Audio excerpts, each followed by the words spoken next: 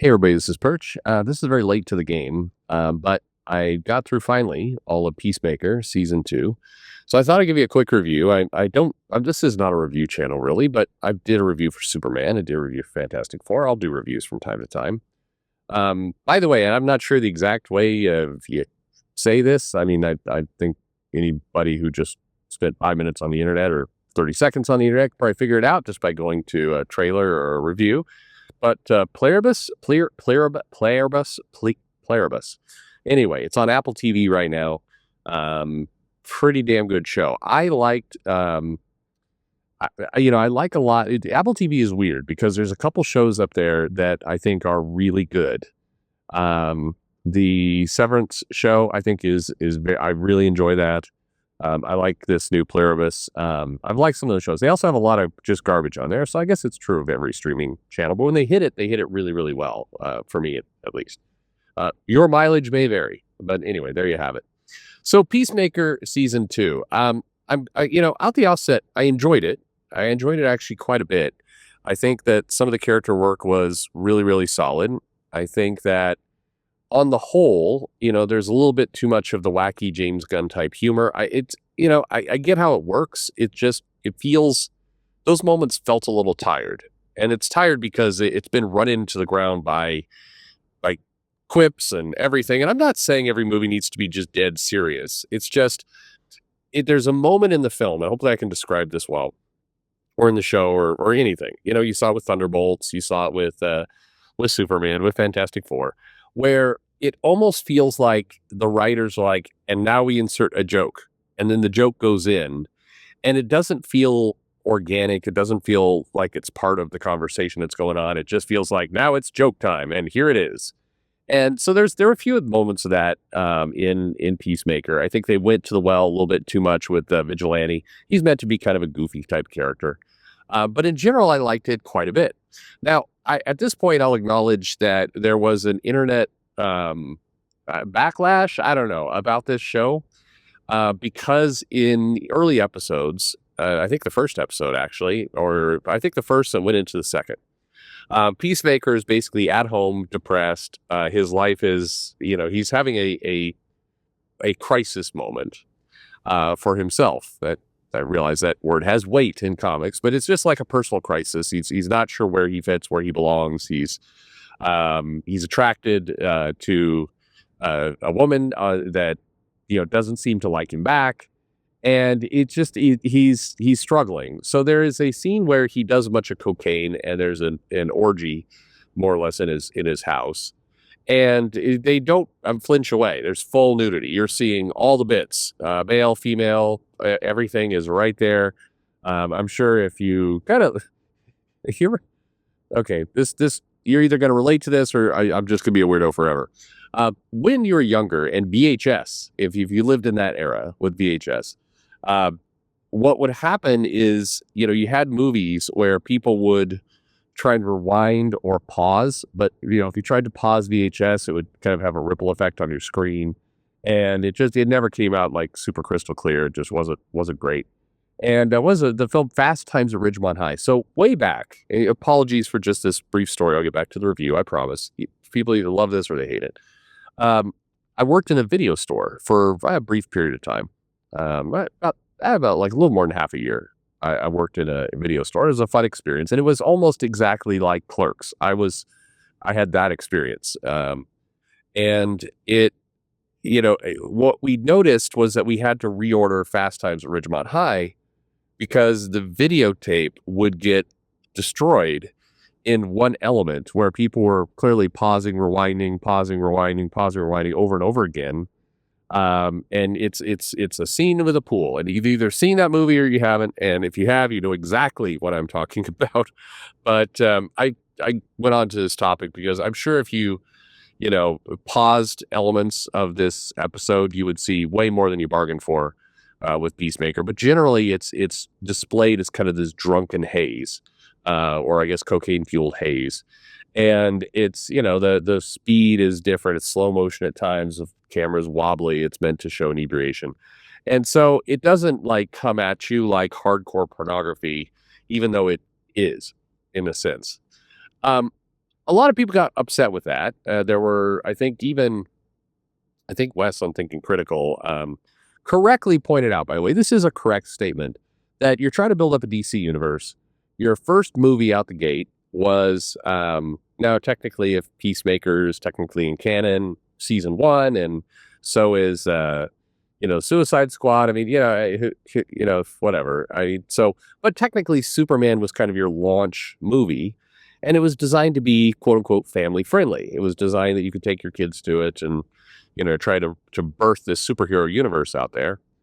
And then your follow up, your next thing, again, arguably Creature Commandos was your next thing, but your next kind of bigger thing was Peacemaker season 2. And in episode 1, you got an orgy. And so I get that is probably, for parents, off-putting, I guess, is the word.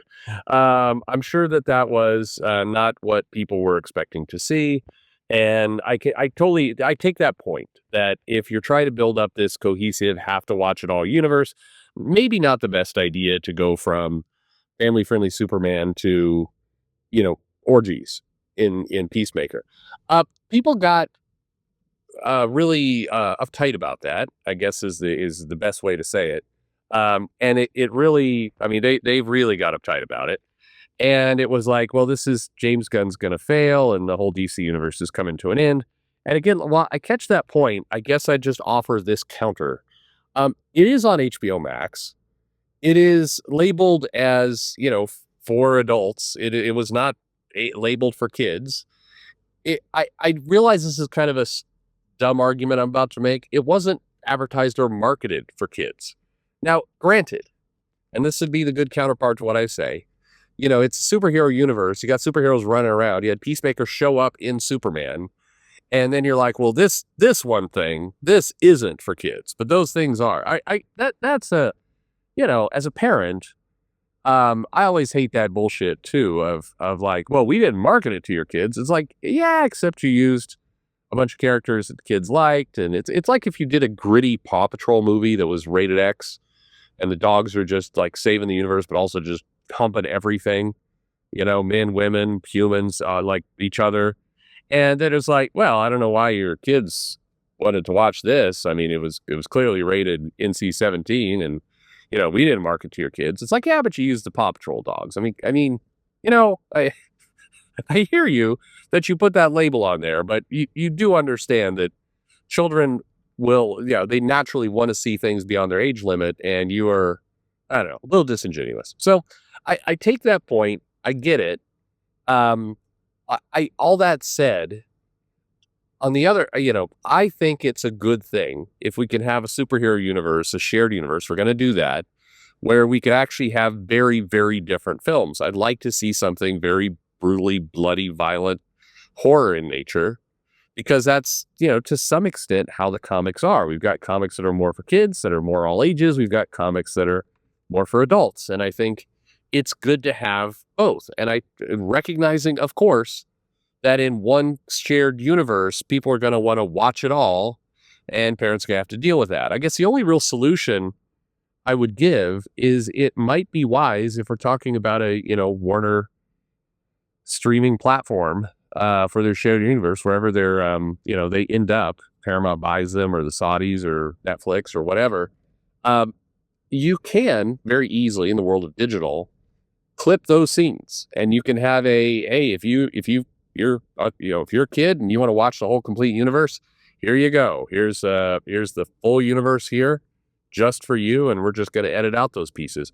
But the other thing I'd say about Peacemaker, and kind of getting back to the review, is, and this is very much an American thing, having lived overseas and, in Europe a lot, in Japan a lot, we get very hung up about nudity and sex in the US. And it, also what I didn't hear people complaining about as much was, guy impaling himself on Spike, people's bodies getting burned and blown up, multiple bullet shots to the head, people getting just murdered everywhere. Like, those things also happened. And as well, you had the characters saying fuck and other obscenities. I mean, it's just the violence was R-rated violence in that series, just as the orgy scene was. So people were upset about the orgy scene. Didn't seem as upset about the violence, but arguably the violence is, equally a problem. At least, again, if you're a parent of kids, your mileage may vary, but you probably would get equally uncomfortable. At least I would with scenes of people doing cocaine and having an orgy as you would with people decapitating and chopping people's arms off and shooting them full of bullets and blood squirting everywhere. So I mean, to me, both a problem. If you force me like to say like, okay, but which is the worst problem, I would say you're not a parent, because parents actually don't usually think that way of like, which is the lesser of two evils here for my child. Anyway, all right, be that as it may. Um, Back to kind of the Peacemaker in general. I think the character work was strong. It was stronger than season one for sure. I think it really got a chance to play with the different characters. I really liked the broken element, and in many ways, that's what this show is. Everybody, from Economos to Peacemaker himself to Judo Master to, I mean, big and small, all the characters in this are broken.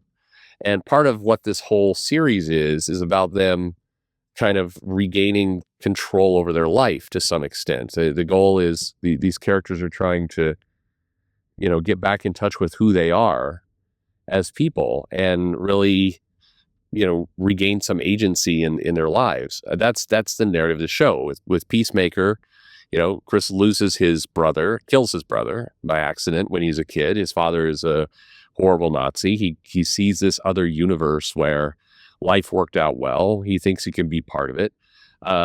This show, almost everyone regained a lot of their humanity and their agency, except Peacemaker. We got him mostly there by the end, but not all the way there, only to be kind of whisked away, at the very end into what was that? Providence. Was that what it was? Salvation. That from Salvation, of course, not Providence. Salvation. So I think that it's an interesting thing that they're playing with.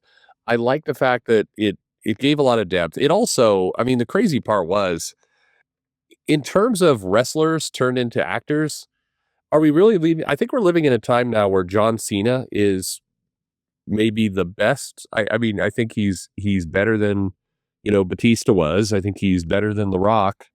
We're not going to talk about him compared to Hulk Hogan. I mean, he's got some competition with Roddy Piper for They Live, but in general, I think we're in a world where John Cena has a hell of a lot of acting range. I mean, he's an actual legitimate, you know, really good performer, really good actor. I just think he did a really impressive job here, and it's an enjoyable show to watch as a result. Um, Other things, I mean, there's Easter eggs in there for sure. I think the reveal of Earth X was a good one. I think they did that quite well. Just a lot of good character work. I think you know there were definitely, I think, some characters that got highlighted more than others. There's some characters who fast forward a little bit through their story um, more than others. But in general, it's an enjoyable watch. It went by fairly quickly. I liked it. If again, if you have kids, not for kids. Does it fit in the broader DC universe? Yeah, I think it sets up a lot of things quite nicely. It felt like it did, other than the very, very end, which left us on a cliffhanger, only for them to announce we're not doing a Peacemaker season 3 and its story will be picked up elsewhere. I know a lot of people are pointing to Superman, but this feels like something that could get picked up by Supergirl, based on what that show is supposed to be like. But we'll see. Um, but I liked what they did with the characters. I just thought I like good character work. I like complex stories where characters are working through things, and I think the actors have the chops to carry it off, and they did. It was solid. Like, comedy bits sometimes too heavy, for sure, but overall, I enjoyed this. I thought it was a pretty good film, and I look forward to more. So that's my review. I would check it out. I would give it a recommend if you're going to watch it. It is funny. You think about Superman as a 2-hour film and all the things they pack in there, and you think about stuff like this. It's like, well, this is a much smaller scale story with smaller scale people doing things. But 8 episodes. You're talking about what a total runtime would probably be about 6 to 7 hours, I think.